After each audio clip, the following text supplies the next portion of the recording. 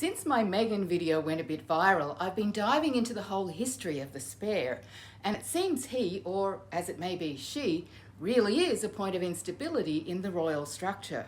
The whole idea that the monarch needs to produce an heir and a spare is a modern thing. Before the Victorian era, 50% of children didn't make it to maturity, so dynasties needed plenty of spares, several of whom might come in succession to the throne.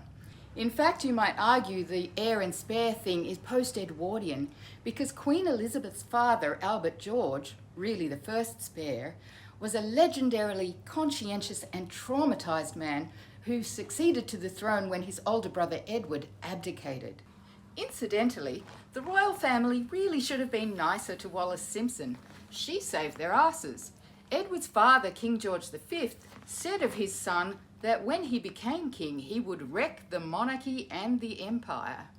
It was King George's dearest hope that the throne would pass swiftly from the spoilt, willful, self-indulgent, horribly racist Edward to his brave, sensitive, dedicated younger brother, Albert, and Albert's intelligent, responsible daughter, Elizabeth. And Wallis gave him a reason to make it so. Suddenly, Elizabeth's sister became the spare.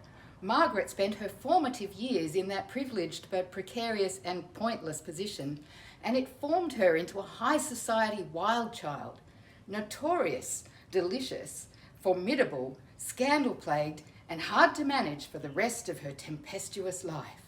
A generation later, Princess Anne was the royal spare in her early years, but that role soon passed to Andrew, and, well, we know where that ended up.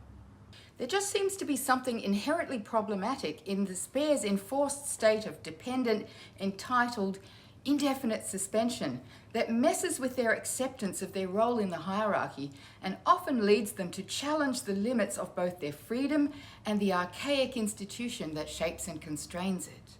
But Harry's not the problem here, he's just the catalyst. I think the real conflict is between the women. If Kate sets up in opposition to Meghan, that puts William and Harry at loggerheads. If Camilla then sides with Kate, that sets the entire court against Meghan and recruits the criminally destructive British press. It breaks my heart to see the palace sacrifice Harry, the smart, good-hearted ginger spare, in order to reject his beautiful, accomplished mixed-race wife, necessitating their fleeing that crumbling institution when it almost certainly cannot preserve itself without them.